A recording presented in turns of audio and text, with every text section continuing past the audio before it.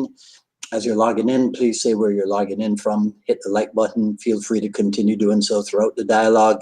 If you're catching the simulcast over on the YouTube, please be sure to like, subscribe, and hit the notification bell as well. If you enjoy my work and you'd like to support the program, please visit jkdrebel.com, click on the Rebel Gear link, and that's where you'll see stuff like this, the Jeet Kune Notables coffee mug, available also as t-shirt, sweatshirt, long sleeve, short sleeve, hoodie, all that stuff. But of course, the best thing you can do is to share this video and spread the word about the Jeet Kune dialogues. So I am awaiting today's dialogue partner, Mr. Zane Isaacs from ZI Championship MMA, and I'm really looking forward to talking to him. We always have great conversations whenever we get together.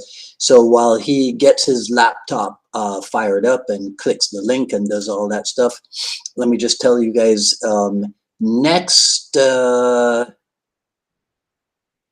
Friday will be another open Q&A with me, yours truly, the Jeet Kune Rebel. So if you've got something that you want to discuss, shoot me an email at jkdrebel@gmail.com, and I'll be sure to include you in the discussion.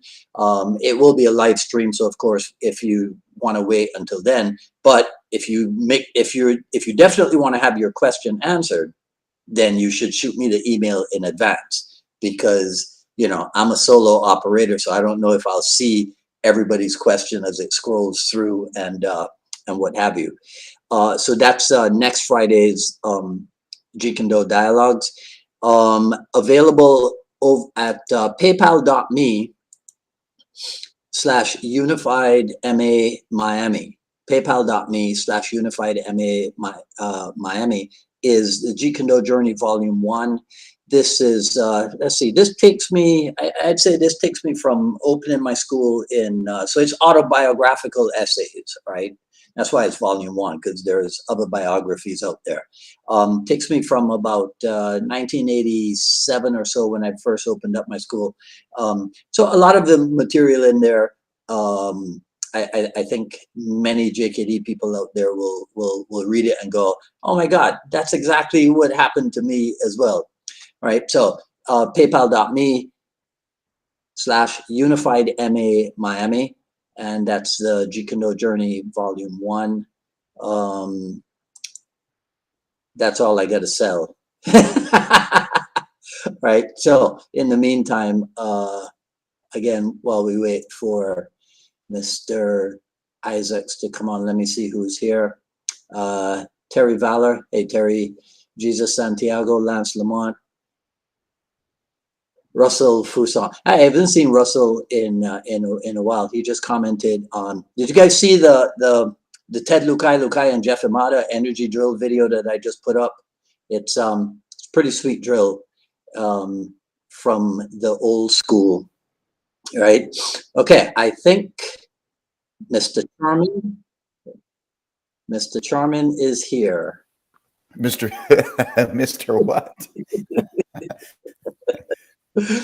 Mr. Charmin. So this is your third time coming on the show with me, isn't it? I believe that's right. Yeah. I have no idea. Are you glutton for punishment? What's going on? No, man. Apart from your beard, it's the brain that I'm in love with. It's the brain that I so that people understand what I'm talking about. So can you? Oh man, it didn't come out as big as I can. Can you see that I just put up there? Well, yes. It's the tar zone, war zone, gas zone comment. Do you remember that? Vaguely, yes. It looks like some kind of nonsense that I would put somewhere. It was in the discussion that was going on about ranges, and so this was your contribution, and this is why I absolutely love having you around. right?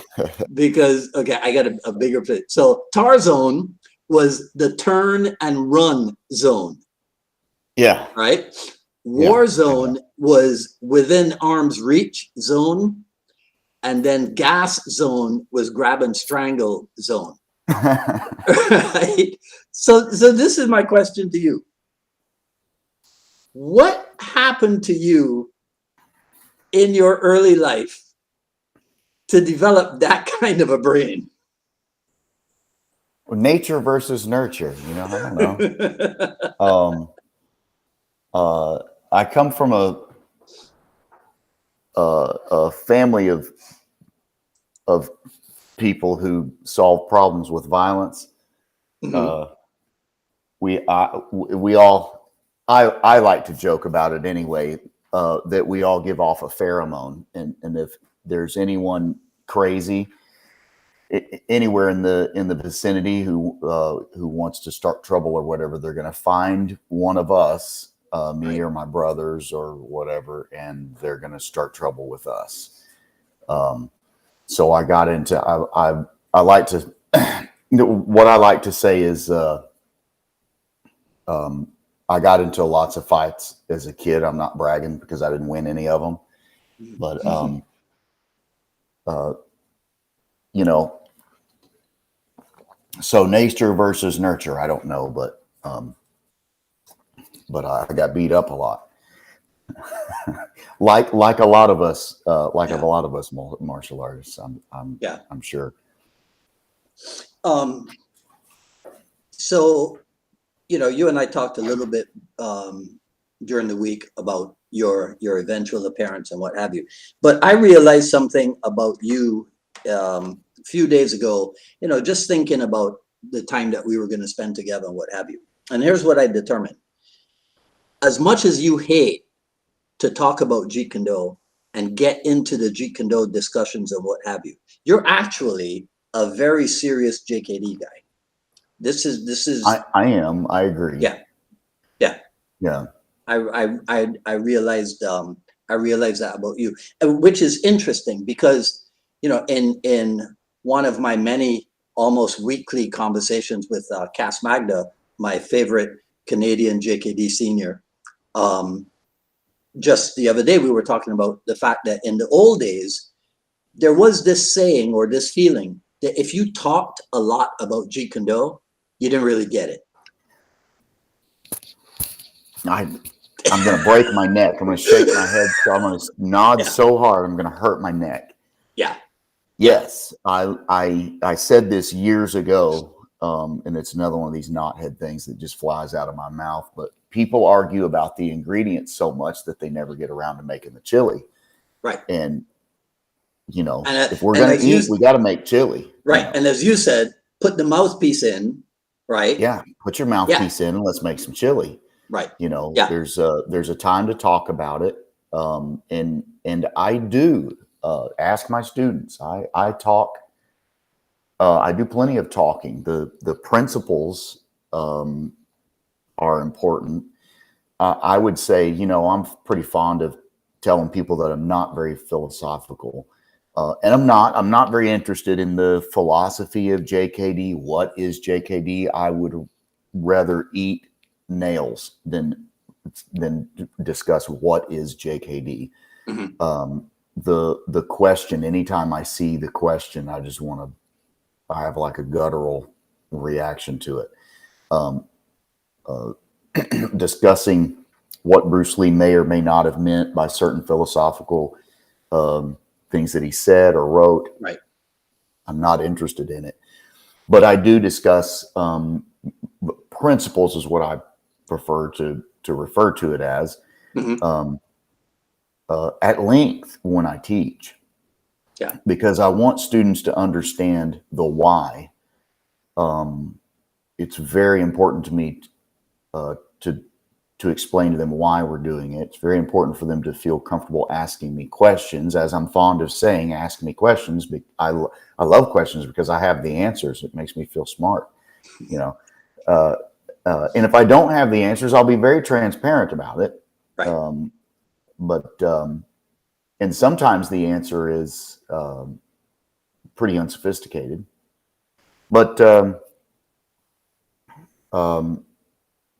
you know, yeah, there's a time for talking, and I also want, when students go online and find other material, hey coach, you know, on this tie clinch or whatever, you know, this guy said to do it this way, or on this certain technique, this, or when I looked up JKD, for instance, right, I found this. I want them to understand why I'm teaching it the way I'm teaching it, why I might prefer this over that, Right. Why they may prefer something quite different than what I prefer, you know, Right. and why I teach certain things that I don't use at all, stuff like that. It's important for me to know for them to know the why of it. So I do plenty of talking, and then we put in mouthpieces and we hit stuff in each other. And that's the bulk of the class, the actual doing. Right. You know, but I've heard of JKD instructors who's, you know, most of their training is standing around and talking and sweating while doing absolutely nothing, and they'd rather go to a buffet or something and discuss things than, you know, put on a pair of focus mitts and hit things. Well, I would definitely say that there was a time in my life as an instructor where I think I got way too caught up in the philosophy of it, and probably lost students because of the amount of talking that could happen in a class. You know, so yeah, so I know what you're talking about. However, I was never so out of shape that I started sweating just from talking. I'd never been that out of shape. But so I want to ask you this though. So in the discussions in class, well, I take it then less talking, more doing. So you never have to define Jeet Kune Do then. To my students, Yeah, in those it's never a definition of it. It's a discussion of a principle or an idea, and now let's go put it into practice. yes. Okay. Yes, very much. Now, I mean, Okay. to be clear, and I've talked about this before, I don't, it would be impossible for me to separate JKD from my teaching altogether, because JKD is my main pedigree. But I don't claim anywhere. You've been around on my website and stuff like that. I don't claim Jeet Kune Do anywhere. Right. And one of the reasons for that is I want to free myself from the politics and the thusness or whatever of JKD, and just teach what I want to teach, you know, free of anyone's judgment, really. But I found that particularly Ted Wong JKD is best taught, and I think any JKD instructor would probably say this, but particularly Ted Wong JKD, in my opinion, it's best taught in small groups. You know, it's best taught to a pretty tight knit, small group of people. I think it would be a pretty tall order for a person to try to make a living teaching it. Really? I think so. Really? I think so. Well, I mean, I think so. Yeah.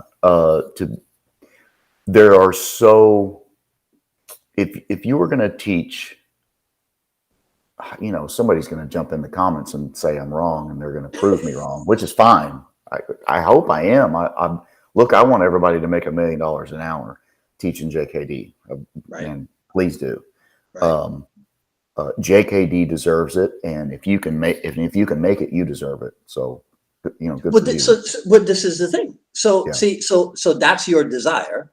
So then, why would you say that you think it's a hard thing to do, or maybe even impossible to do. I don't know anyone that's ever done it. So nobody's cracked the code. Well, yes, and I think Okay. I think the reason for that is gosh, how much of this do I want to say? I don't. It's not just extremely marketable to the average martial artist. I don't think. I think it's complex in its simplicity. Right. I think it's simple, so there's not enough. You know, there's this thing about certain martial arts. Let's call them Krav Maga, to be very vague and not point out any particular martial art. Right.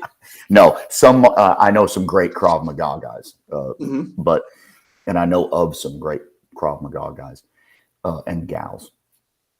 But there are certain schools, Krav Maga schools among them, but plenty others that other people know more about and could mention and talk more intelligently on it. That really are just kind of, they're like selling moves, and it's like more moves, more money. It seems like is their idea. Yeah. So it'll be like against a pistol. At this belt, you have this disarm. And at this belt, you have this disarm, or maybe 2 or 3 disarms against this same knife attack. Right. Right. Ted Wong JKD takes the exact opposite approach. There's not very many techniques. There's a lot of different. Remind me to talk to you about the 52, the deck of cards. Remind me to mention this here in just a second. But there's a lot of different applications of these few techniques. Right. But that's not sexy to a lot of people, you know. So well, hold on a second here. Right. What do you think? Do you think that people are actually interested? People who come into a martial arts school, do you think that they're interested in developing themselves to a higher level? Some of them. Okay, so the ones who are not, why are they there? I think some of them are there legitimately just to learn to fight. Okay. That's why I started. I just want to learn to fight. But is that, but learning to fight, is that not development to a higher level? It is. And I think everyone, if they stick around, will find that they develop themselves to a higher level.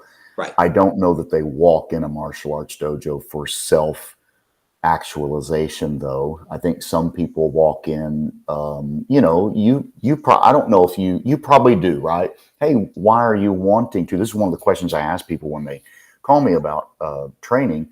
What are your goals? Fitness, self-defense. Do you ask? You know, it's funny, right? I actually meant to tell you this right at the beginning. Yeah. In recent dialogue, so I don't know if you saw, not with Ryan Teal, with Michael Massey last Friday. Did you know Michael Massey? Yeah. So Michael Massey. Wait a minute, Mike Massey. Did he? Are you talking about the Mike Massey who wrote the book? Yeah, Small Dojo, Big Profits. Yes. Yes. Man, I'd be real. I did not know you had him on. Actually, I need to go back and watch that. Yeah. Okay. Because this was one of the books that I was tasked with reading before my Don Paul Bales is who I'm affiliated with. He's a black belt under Eric Paulson. Right. And he literally told me that before he would like coach me in business, I had to read Mike Massey's book. And there was another book he gave me. You read these 2 books, I will not speak with you again until you read these 2 books. Yeah. If you'll read these 2 books, A, you'll be informed. B, I'll know that you have have what it takes to do the things that I tell you to do anyway. If you're not going to read the books, I'm not going to mess with you. And I found his book fantastic. But anyway, what were we going to say? Yeah. Well, no. So this is what I meant to tell you at the beginning. So in the past few dialogues and broadcasts, the Wednesday podcast, we talked a lot about the business aspect of martial art. So that's why I'm questioning you along these lines, right? Right. So that question, what are your goals? Is that a question that's done on the phone when somebody calls you? For me, it is, yes. Ah, Yeah. I just want to get to know that, first of all, if I hear any answers like, well, I want to fight mm-hmm, professionally, I'm mm-hmm. not interested in that. I'm not interested in teaching fighters anymore. But your school is called Championship MMA. Yes. Well, that's Yes, the it place is. to call if you want. That's the And to place be to call if clear, you want to and to be fight. clear, we were the most successful team in the area for many years. If you Right. wanted to win fights, I'd be a good guy to call, but I don't teach fighters anymore. They Yeah. are, by and large, I'm going to say this, uh, most of the fighters that I dealt with, I really like. I'm very friendly or friends, close friends with most of the fighters that I dealt with, but they Mhm. are by and large um, immature meathead crybabies. And right. Lovable, immature meathead crybabies. Yeah. Well, I mean, look, the ones that I'm still friends with, which are most of them, Right. were solid. They were always solid guys. Yeah. But in the peripheral, you have the ones that are just difficult to deal with for various reasons. The other thing about it is that uh, I really got tired of watching my best friends get punched in the face. Hmm. I Really, remember you you telling me get that. close to, Yeah. you get really close to these guys, and then it's like watching my little brother, get in the Hmm. cage, win or lose. Man, I'm ready to puke over there in the corner. Hmm. I'm more nervous than they are, and it's just something that I didn't want to do anymore. So we just kind of, Yeah. Rodney and I just kind of got out of it. Yeah, I teach MMA as self defense. You take MMA as a base, the fitness, the well rounded skill set, and you add a couple of thumbs in the eye and some kicks to the groin, and you know uh, the right mentality, Yeah. and you've got a great unarmed self defense system. But you can't teach that to the little ones. No, no, So what are the little ones getting?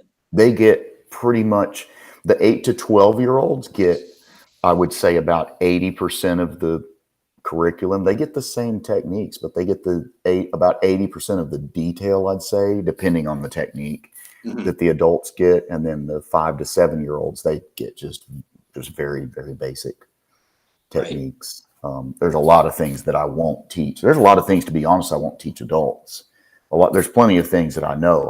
I developed my own, uh, influenced by Eric Paulson's double DVD set of neck breakers. Uh, I've come up with my own list of net breakers that I like, that I teach Uh, literally no one. okay. So there's a lot of things that I won't even teach adults, but Right. mostly because I don't want them doing to each other on the Okay. floor. But Yeah. but I'm careful about what I teach the kids. All right. Going back to the cracking of the Jeet Kune code, which it Mhm. actually is something that it's kind of a pet project of mine.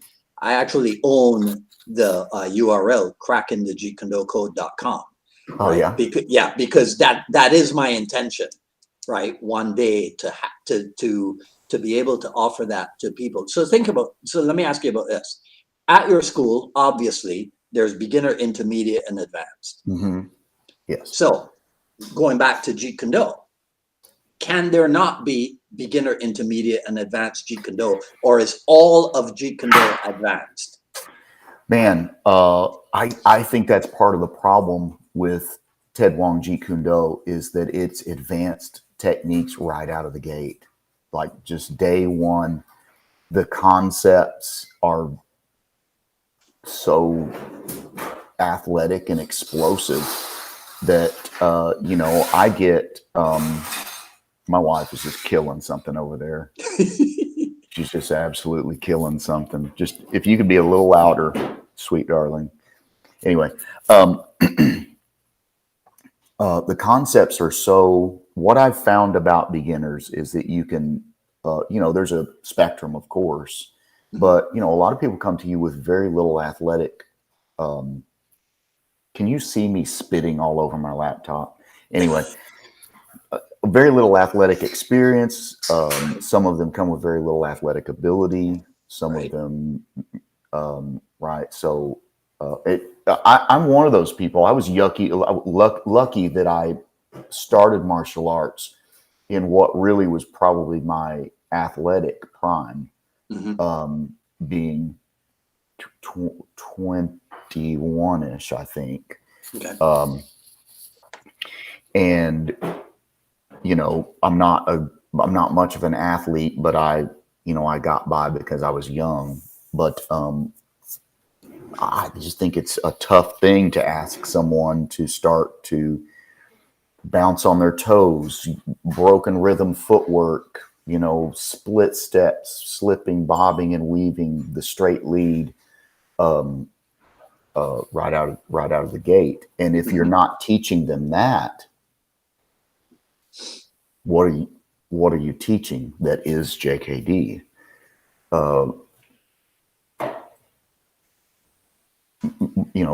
I just teach standard kickboxing for the first year and a half, 2 years or so. Okay. Listen to this, right? Listen to this. Yeah. All boxing is punching. Mm-hmm. But all punching is not boxing. Agreed. Right? Yes. So beginner level, teach them boxing or kickboxing, because all kickboxing involves kicking, but not all kicking is kickboxing. Agreed. Right? That's how you start. That's one way to start. And I mean, that's what I'm doing. Okay. That's what I'm doing. I have a beginner class that's just basics. Yeah. And I'm not giving away trade secrets here. Everybody read Mike Massey's book. It's a great book. If you want to, really, if you want to run a successful small martial arts dojo, it's a fantastic book. There's not one better. Yeah. But I'm saying things that are in the book here. You've got to have a program where people come in and feel like I can do this. Right. Whereas if it's not done right, now I think my instructor, Rodney Hitchcock, was very good at this. He was very good at taking it and making it feel like something you could do. I wasn't as good at it when I first started teaching it. I over-explained and I expected too much. Okay, so if you were to tell us a little bit about that, would that be the revelation of a Rodney Hitchcock trade secret? I can tell you that at some point Rodney told me basically to shut up, basically to give them. You treat them like a steak, right? You sear those babies, you flip them over, you sear them again, and you get them off the heat, right? You give small corrections. If they immediately correct that, you can give one more. And then even if they correct that one, leave them alone and just let them get stuff. Yeah. But anyway, I said all that to say that when I was teaching Ted Wong JKD, I didn't advertise it or market it at all. But if I did, I didn't do it correctly. If I would have, I wouldn't have done it correctly. But I just found it pretty difficult to teach beginners that stuff. I think anybody would have to admit it's black belt techniques on day one. Right. Black belt techniques are black belt techniques for a reason. It's very hard to teach a beginner that stuff.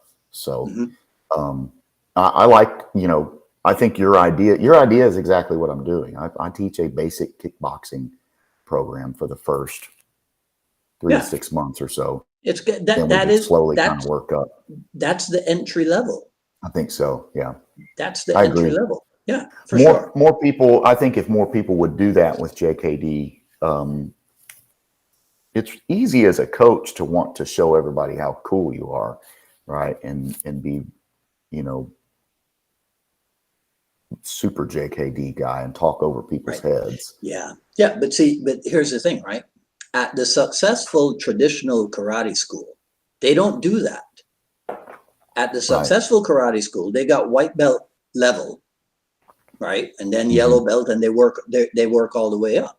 Right. So if JKD is going to learn anything about how to sustain itself, then you have to learn that. You have to, that's something, again, understand people, it's a Dan Inosanto phrase. It's not a Bruce Lee phrase, but that's something useful that can be absorbed from the traditional schools. Yes. Yeah. What was his name? Medea, right? From judo, who created the, is that right? Maeda? Medea. The Or was it creator, Kano? the creator Kano? of no, Of the Jigoro, belt system from judo. And he did it for well, competition. Kano is the creator. Kano is the creator, but I really don't know if he was There's a also. person who modernized it, and I want to say it was Maeda, maybe, or something like that, with the belt system for competition. And then I think it was Taekwondo that kind of monetized that. Yeah. At least they were the most successful, it seems, at monetizing the belt system, basically. And I think that's another thing that would probably help. I mean, that's one of the reasons I implemented a belt system. It's not necessarily belts, but there has to be a reward system built in. There you go. See, that's it. That's the key, right? See, so I have always advocated that. I'm not saying, when I say structure your stuff, break it down, beginner, intermediate, advanced, very advanced, I am not talking belt. You see, but I am talking reward and recognition.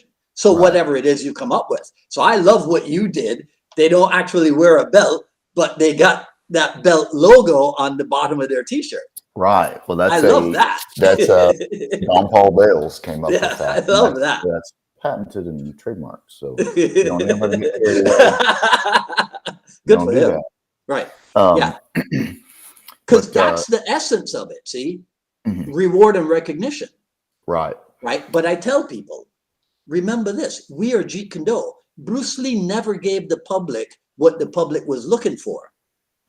And in that way, he's like Steve Jobs. Steve Jobs said, you need this thing that I call the iPhone. Right. You didn't know you needed it. Right. Right. But Steve Jobs said to you, you need it. Bruce Lee said, we have to train this way. Bruce Lee, right? Yeah. Exactly. So I think that in maintaining the spirit of Jeet Kune, we don't kowtow to the traditional way and stick a bunch of belts on people because that's what the public expects. To hell with what the public expects. Right. Right? You set yourself up as you this was what I talked about last Wednesday, I think. Jeet Kune's unique sell-in proposition. There's nothing, when it comes to martial art, is there anything like Jeet Kune out there? To the layman, of course, yes. Yeah, well, but to us, yeah. But I hardly ever, I hardly ever invite a lay person onto the Jeet Kune dialogues. Right. I mean, you know how it is. You start asking the uninitiated about JKD. There's you get all kinds of stuff. I probably told you the story of us being at an MMA fight one time, and we overheard the opponent's coach comforting his fighter by saying, "Hey, man, JKD is just a philosophy. Don't Jeet Kune is just a philosophy. Don't worry about that." He ended up having to worry about it quite a bit. Yep, he never should have opened his mouth. Yeah. It ended up becoming quite worrisome. Good, but good. I love those stories. But yeah, no, I agree. There's nothing like it. There's nothing. It's unique for a few reasons, for sure. Okay. So then, as part of cracking the code, we find ways to sell that unique nature of it. because that's in business. That's the question that you have to be able to answer. Why should they come to ZI Championship MMA instead of going to whoever is down the street from you? Right. You got to sit down and identify so that when they call, you can make sure to explain to them why you are the perfect choice. Yes, it's a call it branding or marketing or whatever. Yeah. It's a definitely a thing you have to define. Yeah.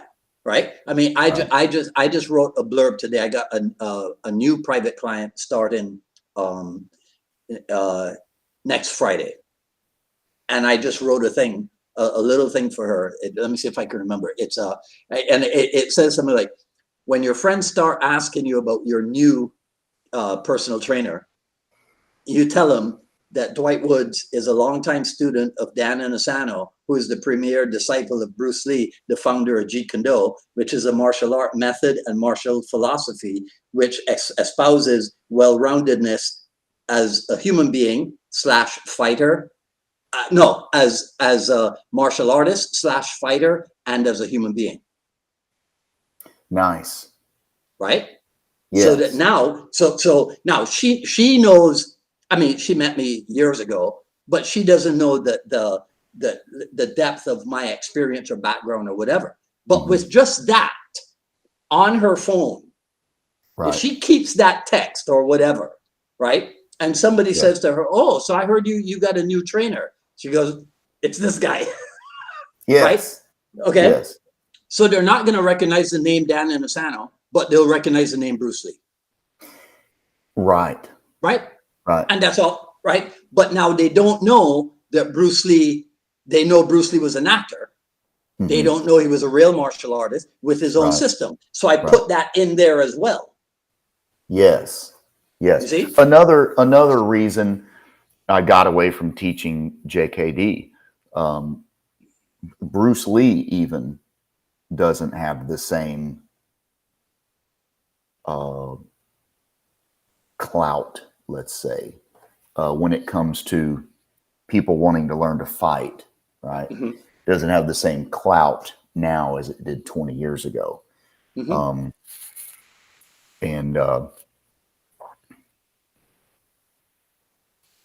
Sadly. Yeah. Okay. So what do we do about that? I don't know. I mean, I tell you what I did. I gave up. Okay. Okay. I mean, I just did. Rather than solve the problem, I opted to use a formula that I shamelessly plagiarized from Mike Massey that I thought would work, and it has. Yeah.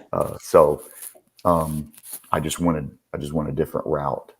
Okay. Plus my lineage through JKD, I don't know that it wouldn't be impressive to everyone.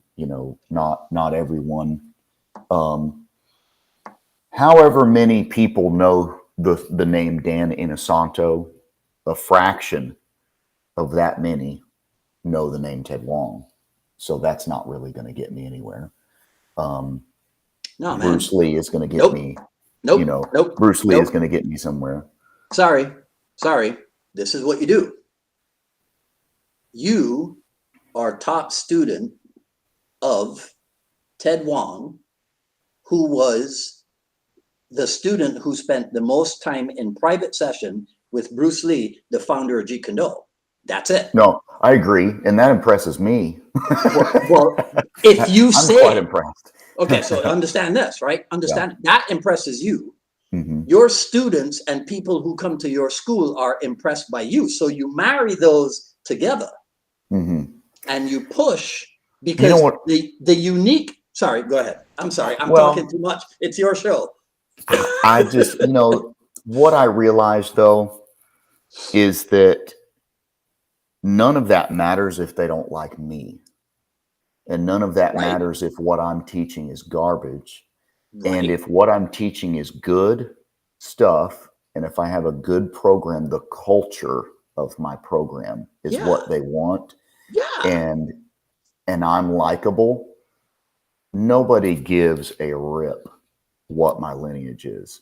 Exactly. Dwight, not a single person, I can't say that, not very many people, a tiny, tiny, tiny percentage of students or parents have ever asked me who gave me my black belt or what my martial arts experience was. No, They could not care less. They never They do. see me interact with their child. They see what I'm Yes. teaching. I'm explaining what I'm teaching as I do it. It makes sense to them. Yes. No further explanation needed. Right. You're quite right.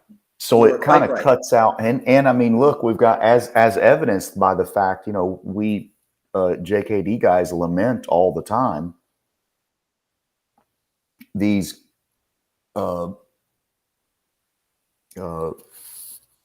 these fakes, these fake JKD guys who claim to be something they're not, essentially, whatever it is, in terms of JKD experience or lineage or whatever. And oftentimes through nothing more than charisma, have a decent sized student base. Right. So I kind of realized over time that the lineage or whatever, all that stuff doesn't matter as much as I was overthinking that part anyway. Right. Well, yeah. So, you cannot, your most important laurel upon which you stand cannot be lineage. Right. You got to be, you have to have a deliverable. Right. Okay. I agree. Yeah. And, what, like I said, at the end of the day, very few people ask me, about even my credentials. I wear a t-shirt with a black belt printed on it. That's all anyone needs to see. That's apparently good enough for everyone. Yeah. Right. And at the end, and this was, Don Paul Bales told me this. He's like, look, Zane Isaacs championship MMA. Yep. That's what you need to sell. Yep. People are going to engage with you. They're going to decide whether or not they like you. Yep. And they're going to decide whether or not they want to do business with you. Right. Nobody cares about anything else. Basically. You were quite right. You were quite right. So then that little piece about where you come from and your connection to Bruce Lee, right, will enhance. See, so it's this little, the lineage thing has this much impact. Right. You have this much impact. Yes. But it enhances. Yes. You see, it's a cool thing to discover. Oh, did you know that Coach Isaacs is Ted Wong's and do you know who Ted Wong? And they're like, wow, I never knew that. I drop that occasionally in class. Yeah. And people are interested in it, and some people seem impressed. Right. But had I not dropped that, I don't know that. As you said, it enhances. It enhances their and that's what it should opinion be. And understanding or whatever. Maybe their level of See, because the thing you were talking about, pride, right? The fraudsters, right? So I remember once. Had you had your school when NATMA existed, the National Association of Professional Martial Artists? I don't even know what. No, I've never heard of it. Okay, right. So way back in the day, I was complaining to the people at NATMA that I couldn't use any of their marketing materials because it was all geared towards like a kid's taekwondo school. And I said, and I'm not going to do that. I'm not going to turn my school into a kid's taekwondo school or whatever, because whatever. And I remember the guy saying to me, yeah, I get that, Dwight, but what if you did? Right? You see, right? Because he knows it's true. I don't know if it's still true today, what with MMA and BJJ and what have you, but there was a time where kids were the market, whether you wanted to admit it or not. It's still that way. Okay. In my opinion, it is. Even in MMA, Okay. Even in what I teach, I have probably in the neighborhood of twice as many kid students as I do adults. I've Okay. got a decent sized adult program, but Right. it's definitely still that way for me. Okay. Right. So that's what he said to me. But what if you did? That's how I have somewhat an approach towards the fraudsters. So we kind of throw our hands up against the fraudsters. But what if those of us who are legitimate made a concerted effort to put so much educational material out there that people would look at a fraudster and go, "You're a fraud," because Right. you get what I'm saying? Yeah. Right. So what if we did? I don't know it's like. What information would you put out there? The reason I ask that is because, I've got friends who are not martial artists at all. They'll send me videos of certain things or whatever. Maybe they send me a video and they're like, this is fake, right? And I'm like, no, that's not fake. Like, I think he threw this fight. No, he didn't. And it's so obvious to me that it's not that it's on the fight. And the opposite is true, right? Look at this amazing video of this 90-pound girl beating up this bodybuilder. Like, no, that's not. People don't know what they're looking at when it comes to looking at technique. And then, if you were to list lineage or whatever, maybe that could do it. But if a person didn't want to believe it, they wouldn't. And if they did, they would. Mm-hmm. Yeah. So I just struggle. I just always struggled with what to do about that. I think your idea is great. I just don't know how I would do it. Well, that's why it's an ongoing project, Yeah. So I was supposed to remind you about the 52, and I'm sure you're going to tell me that's the deck of cards thing. Yeah. I just found this interesting, and I kind of applied it to JKD a bit. We used to joke, that Ted Wong JKD is 5 punches and 3 kicks, right? It's very streamlined, very simple. That's what Bruce Lee taught him for whatever reason, and that's what he taught. But so of course the refinement and the expansion of it is all in how you can combine those strikes and how you can combine them and change them with footwork and broken rhythm and things like that. A deck of 52 cards, I just read this the other day, if properly shuffled, there is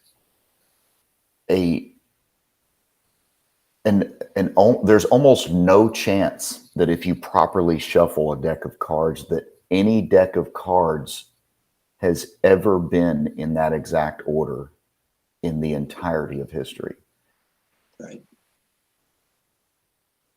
So that literally every time you shuffle a deck of cards, it is a unique deck of cards. You literally unique to the entire history of card playing. There's more combinations of orders, right? There's more, what would you call it, variation in the order of a deck of cards than there are. I want to say it was something ridiculous. It was something unfathomable, Dwight. It was something like there's more variations in what order a deck of cards can be in than there are atoms in the universe or something like this. It was absolutely astounding. I think they called it factorial of 52. So it's 52 times 51 times 50 times 49, on and on and on and on, right? And so I kind of applied that to, I did not do it mathematically, by the way, just purely philosophically. I knew I could take you down that path. But I applied it to JKD, and even something as simple as 5 punches and 3 kicks, which I argue there's more than that, of course, but in a bunch of footwork, Right. it can vary wildly, So it was just something that when it come to curriculum, putting together drills and stuff like that, something that I mold over real quick. Yeah. But I also think there's something to putting together. My program is full of what I call high percentage techniques, high percentage combinations, high percentage sequences. Yeah. Like ground sequences. Yeah. Grappling is especially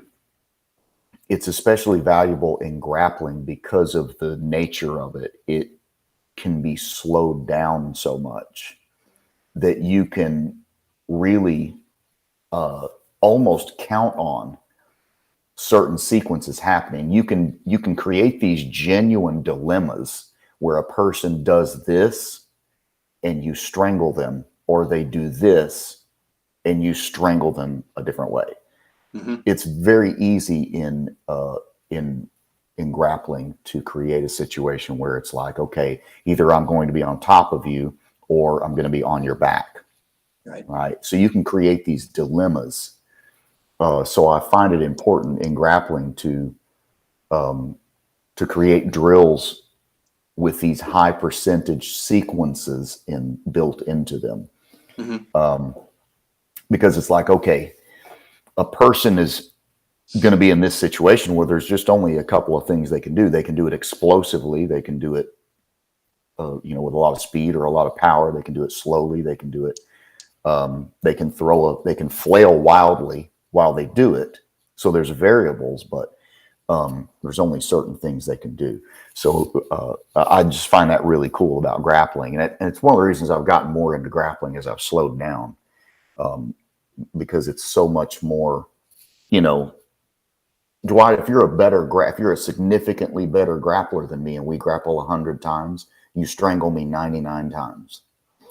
If you're a better striker than me, but I have better attributes than you, it's a dice roll, right? If we go full out 100 times, you're not going to beat me 99 times. 99, right?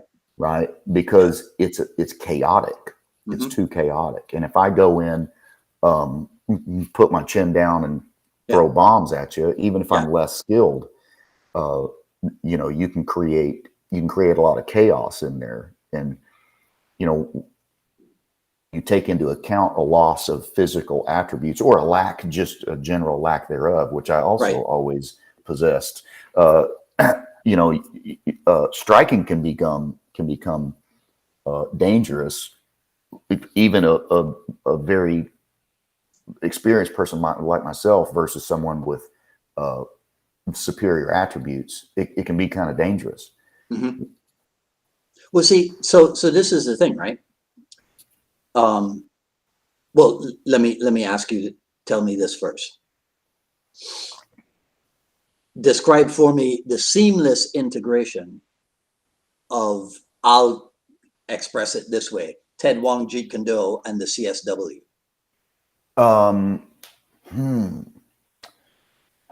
Well, first and foremost, I'll say, you can't do it a couple of times a year at a seminar and think you got it and never practice it again. The integration, I will describe the integration that Rodney used. It was just a lot of freaking grappling. We would do a third to sometimes 50% of the class would be spent grappling and trying to figure it out. Mm-hmm. And then once we thought we had it figured out, that was about the time the MMA thing took off. And then there was more, there was more tweaking to it. But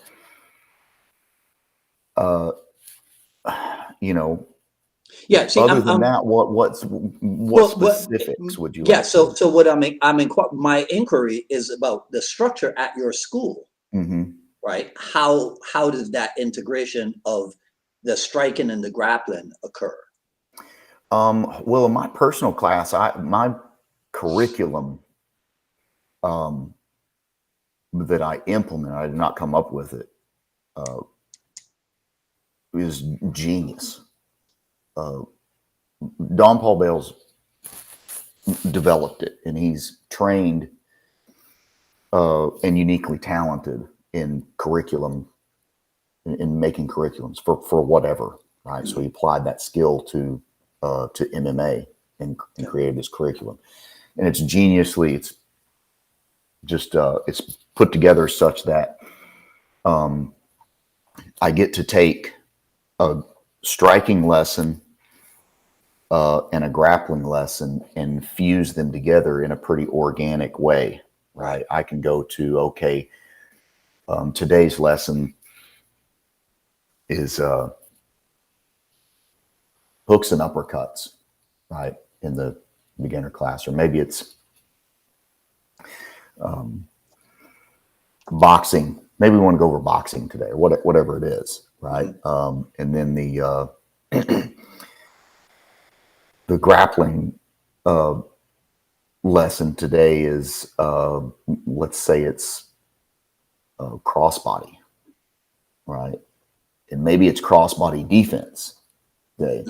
So I'll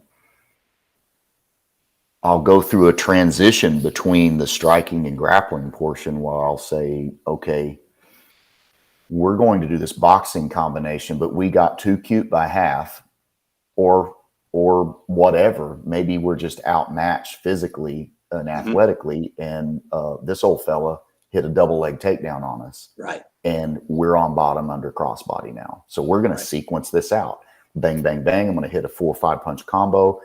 Or maybe just sometime during that combo, my partner just ducks and hits a double leg. Maybe I even get to try to anticipate and fight the takedown a little bit, because some takedown defense in there. But then eventually we end up on bottom and crossbody, and we get to work through a specific escape to crossbody, and probably a specific defense to a submission or whatever. I think it's important to transition the two. You can't just train striking and train grappling. Early on in MMA, that's kind of what they did. Yeah. And they still do. Weirdly, they still train it that way. Some guys will have 4 or 5 different coaches, like one coach per skill. And I think there's value in that. There can be. You got a boxing coach. You got a Muay Thai coach. You got a wrestling coach. You got a jiu-jitsu coach. You got a strength and conditioning coach. You got a nutritionalist, right? Some that works for some people just fine, I'm sure. I'm not really, don't get me talking to you like I'm an expert on how to make a world champion level MMA fighter. But the problem that you still see in some athletes is that they're still, for instance, they're training jiu-jitsu in the gi, and they're training that for MMA.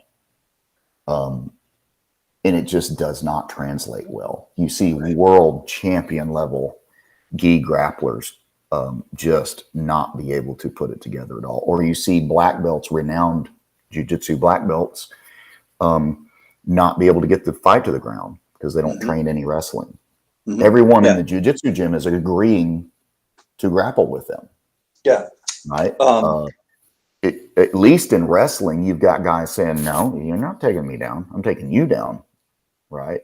So if you try to take me down for 20 seconds, I'm fighting you for 20 seconds. I'm not letting you take me down. In jiu-jitsu, if you go for a takedown, I might decide I don't mind half guard. Right? I might jump into guard or half guard because I like my guard or half guard. A lot of them start sitting down or on their knees, right? And so their skills are not translating well to real fighting. So there has to be a transition, and it has to be a realistic, there has to be a way to get that in every element of it.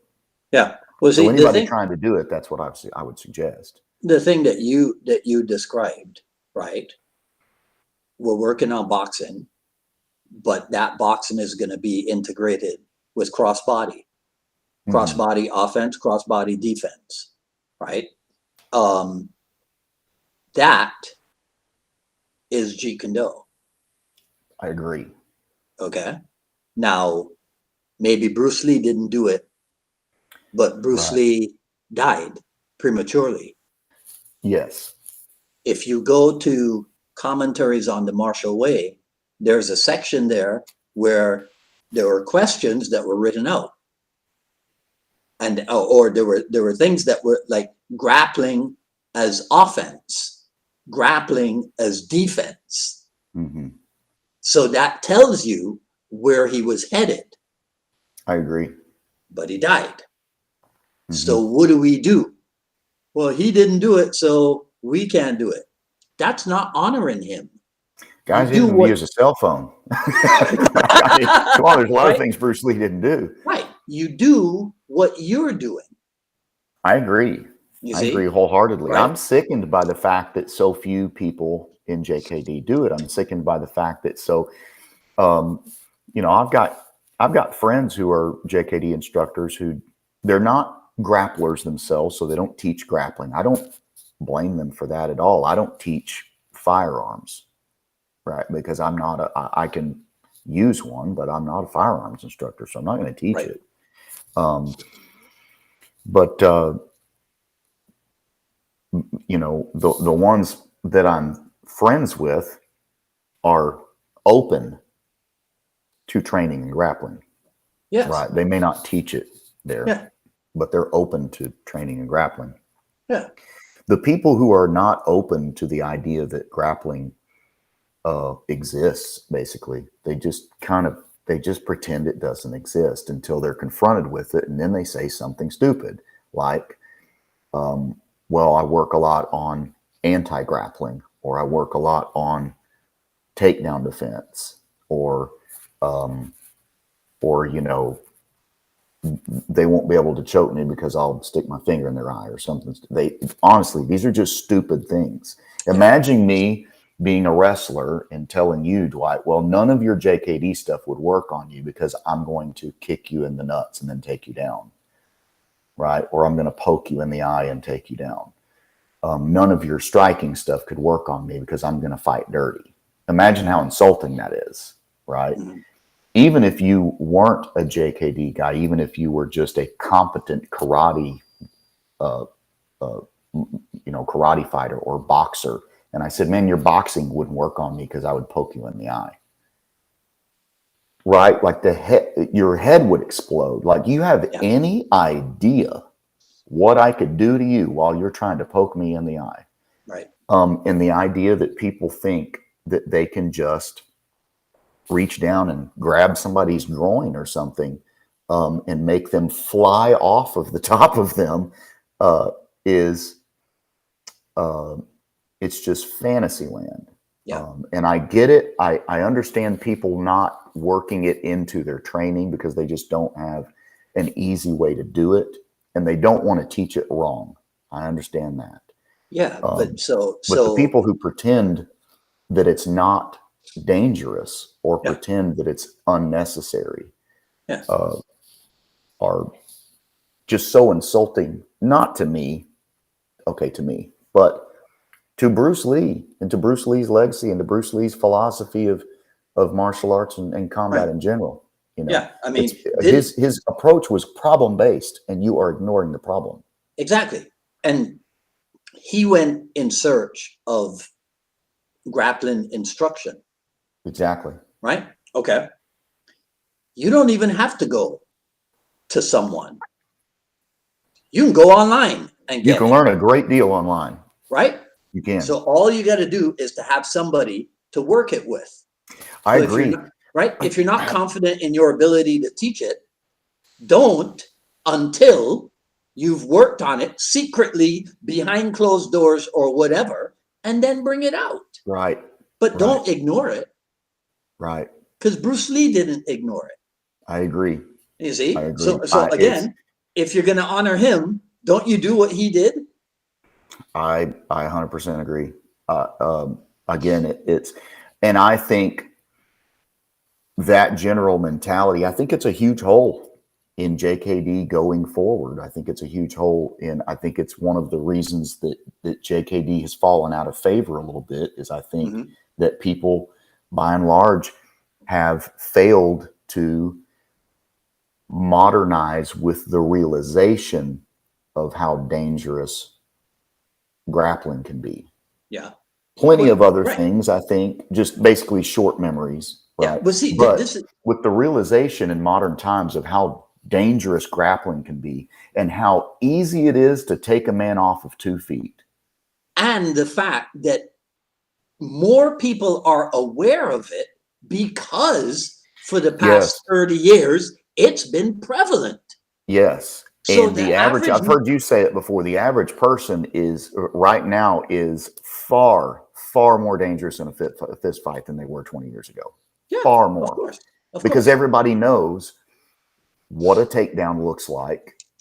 Everybody knows what ground and pound looks like. Everybody knows what a rear naked choke looks like, and they know what a guillotine choke looks like. I've even seen people with very little training try and even succeed in pulling off things like arm bars and stuff, which is not a smart self-defense technique necessarily. But, you know, if someone grabs you in a guillotine choke and you don't know how to defend it, you are in big, big trouble. You must have a practiced response to that, or you are dead. Now that you mentioned the arm bar, did you see I think it's Henner Gracie. Did you see their thing about the Will Smith slap? The Will Smith slap, yeah. And the things that were available. So he does the takedown into the arm bar. And I'm like, right? But because again, so we talked earlier about beginner, intermediate, advanced, and what have you. What I realized is that you take the average person, you go, what's a punch? They go, it's when you go like this. What's a kick? It's when you use your leg. What's trapping? I don't know. What's grappling? I don't know. So trapping and grappling are inherently more sophisticated than kicking and punching. So in JKD, we started with kicking and punching because kicking and punching, I am able to develop and acquire what I call impeccable control over my own center of gravity. That lends itself to trapping and grappling because now we have bodily contact. When we have bodily contact, I have to now be able to manipulate your center of gravity. Right. So I use the kicking and punching to develop my own. And then once I have that, now I can meet you. And now you can teach me how to use my impeccable control over center of gravity to offset this guy. Yes. I see that as valid. I almost do it in the opposite direction. Interesting. Well, I front load things. I think a person can be, it's really hard to develop the reflexes, the balance, the timing to be quite a bit more effective with striking than you were a month ago. I can get a person, and I've seen this I've been teaching for a long time. I've seen it for well over a decade now. You can get a person more adept at grappling far faster than you can striking. Because of the fact that it's less chaotic, because of the fact that there's more contact and more control, you can control the engagement better. We always found that our MMA fighters, we had a few of them over the years that really preferred to strike, but they were always the smaller guys who were really explosive and really fast, and just they came in with the kind of attributes that despite not having a ton of experience striking, they could make it work. The guys who came in who were bigger, slower reflexes, slower action, maybe not as good a balance,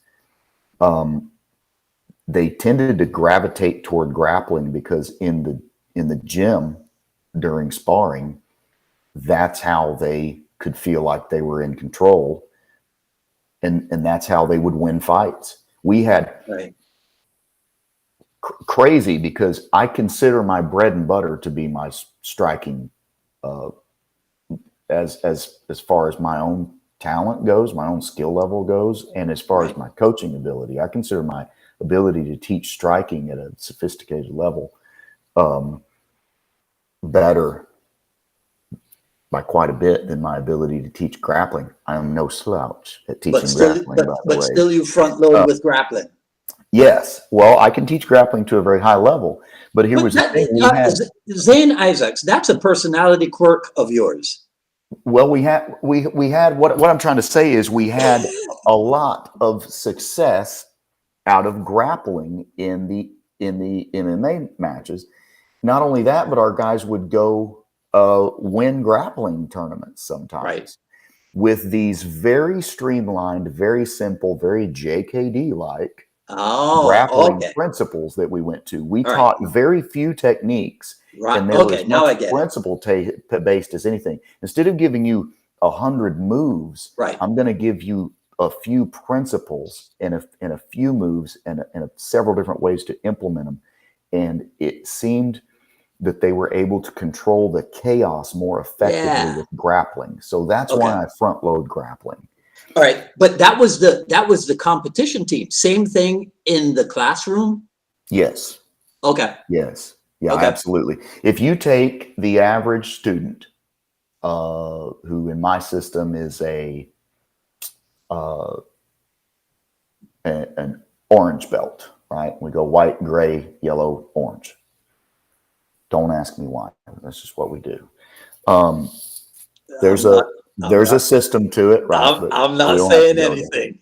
So he's an orange belt, and maybe he's knocking on green belt, right? He's right there.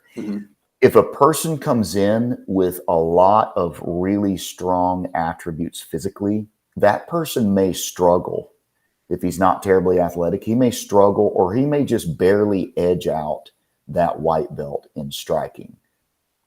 But in grappling, he will absolutely run them over, just obliterate them in grappling, because it's so skill-based. Grappling is so skill-based. It helps to be strong. It definitely won't hurt you unless it hurts your stamina. But striking is it's so easily, it can devolve into chaos, which attributes can really thrive in that environment. Right. So I just found that when it comes to skill and experience, in grappling, it makes much more difference than it does in striking. I'm not saying that it doesn't make much difference in striking. I'm just saying that as much difference as it makes in striking, it makes significantly more difference in the grappling arena. So, that's why I say I front load. I don't front load it as far as more than striking. I just get it in there. My beginner class. Really, right. A third is striking. A third is what I call self-defense stuff. A third is grappling. My self-defense stuff is like hair grabs, shirt grabs, headlocks, stuff like that you don't see in an MMA match. Right? And you got to know how to address it. That structure, that third structure is for adults and kids as well. Same thing, same structure. Yes. Wow, yes. I like it. All right. So let's start closing this up. What is something that you might add to what's going on at your school that's not presently there? I had this thought today when I was thinking about questions to ask you. Is there something? Let's see, as far as the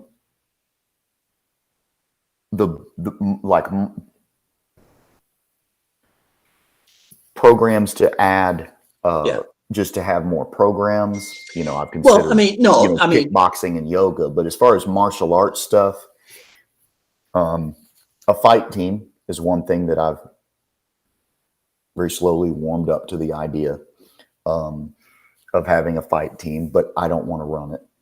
And I don't have anyone currently that would be interested in run it, or to be honest, have any business running it, because I don't have fighters in the program.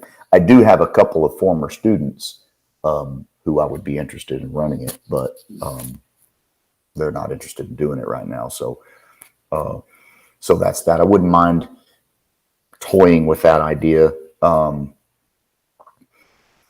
A women's only self-defense class is something I would be interested in adding. Really, the problem right now is time. I teach the bulk of the classes, and I'm putting in plenty of hours. I don't need to put in any more hours. I just don't. Right. But a women's self-defense, that's something that's really that I'm really passionate about. I think women's self-defense is one of those things. I think women are particularly vulnerable physically, but also particularly vulnerable to charlatans, and people that are going to teach them nonsense. But you're not a biologist, are you?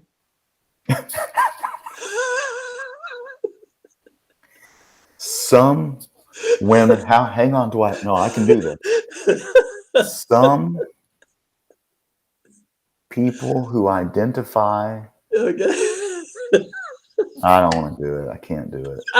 I'm not a biologist, as it turns out. Yeah, hey, I'm not a biologist. But you could be a Supreme Court judge then. I did not disqualify myself by not being a biologist. If I cannot define what a woman is, I did not automatically disqualify myself.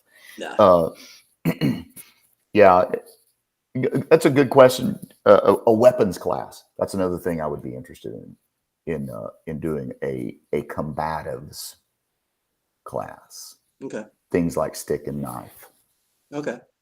Right. And maybe some firearm stuff. Not necessarily offensive, because that's not really my. Right. Again, I know some people that I would employ to do that. But the disarming and stuff like that is stuff I've always been interested in. I've trained a lot more taking guns away from people than I have using guns, which says something. I don't know. Says something about me, like how useful could that training possibly be if you're in a situation you have to take a gun away from somebody, boy, or a knife for that matter. Yeah. But I'd be interested in that. I've always been as much of an MMA defender and MMA geek as I am. I maintain that a mixed martial arts, including Jeet Kune, and everybody can just throw a fit over that if they want to, that I mentioned it in the same sentence. But I think an eclectic, wide open, freestyle, whatever you want to call it, approach to martial arts. Yeah. I don't see how it would even be questionable or even arguable that that's not the best way to train for self-defense. Right. The MMA stuff has only informed and helped shape my knowledge on self-defense. If it doesn't work in a cage fight, it's not very likely to work in a self-defense situation. And if it's illegal in a cage fight, it's fairly likely to work in a self-defense situation, right? So, I mean, I don't see this. This is another thing. I asked you this probably a couple of years ago. I'm so confused by the people who are like, well, I don't watch MMA, JKD, self-defense, blah, blah, blah, sport, da, da, da. But everybody watches boxing. So many JKD guys are really into boxing. Bruce Lee was really into boxing. Ted Wong was into boxing. Richard Bustillo was into boxing. Everybody's into boxing, but nobody is into. So many JKD guys are just completely uninterested in MMA. Very confusing to me. Well, what's your take on it? I know, and this is part of my reason for it. It's the attitudes of a lot of the people in it. I get that. Yeah. Right. Okay. But I watch the combat, but I'm not interested in the personalities. Right. But I watch the combat, And to be clear, I'm not watching the pre-show. I'm not watching the interview. Right. I'm watching. So I watch what they're doing, and I put myself in the situation, and I'm like, okay, Dwight, can you handle that? Right. Could you handle that? That's how I use it. Right. Right. And I think it's interesting to watch people and see, to watch people like Wonder Boy or like Michael Venom Page or something who move in a very, let's call it a more JKD like way than most of the guys who train in more like something like boxing or Muay Thai. Yeah. And to see them use that stuff. I will say though that another one of the reasons that I got into teaching a more basic kickboxing type style is you'll have a very hard time finding someone who fights with that in and out, a lot of real footwork heavy, distance control, long range fight style, who's not built who's not very tall, tall for the weight class, lean, slim, very athletic. I'm the opposite of all those things.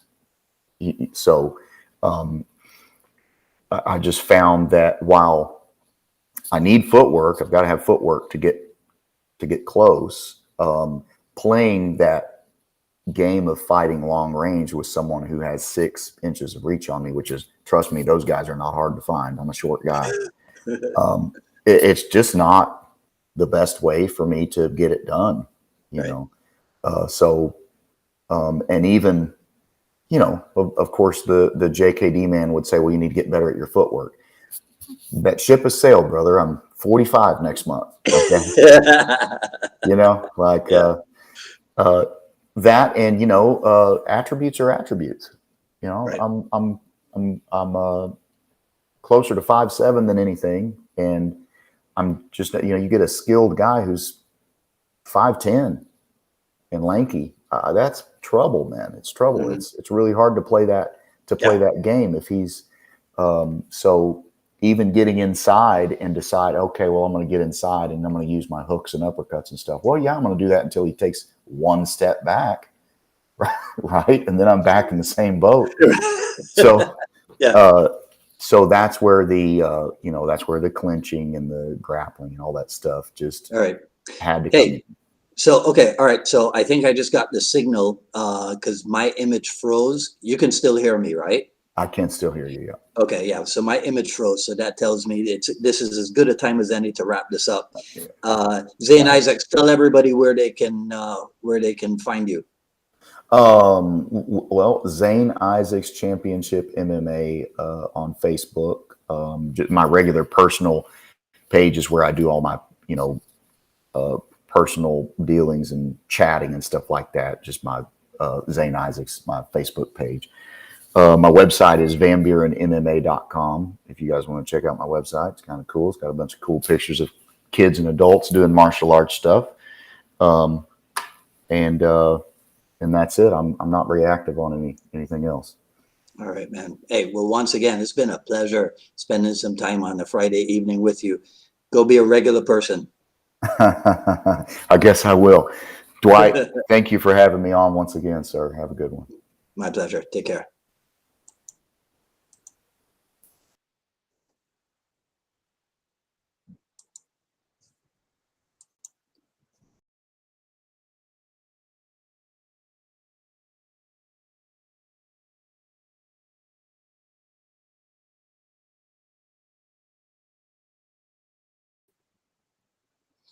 All right, that was Zane Isaacs of ZI Championship MMA in Van Buren, Arkansas. Check him out. He's a good guy. Really enjoyed talking with him. All right, so that's it for today. Feel free, share, like, comment, ask questions. Zane and I will both go through the comments and see if there's anything we need to answer. Follow me on Twitter at Dwight Woods and on Instagram at Dwight D Woods. Remember at PayPal, paypal.me/UnifiedMA Miami, Jeet Kune Journey Volume 1, the raw but edited version. And what else? That's it. We're just gonna do that one, right? Until I got more stuff for you. Next week, next Friday, Jeet Kune Dialogues, open Q&A. Unless I can talk to my good friend up in Canada and get him to come back on the show. So stay tuned to find out what happens there. So before that, next Wednesday, another issue of the I Love Jeet Kune broadcast. So until then, you guys enjoy your weekend.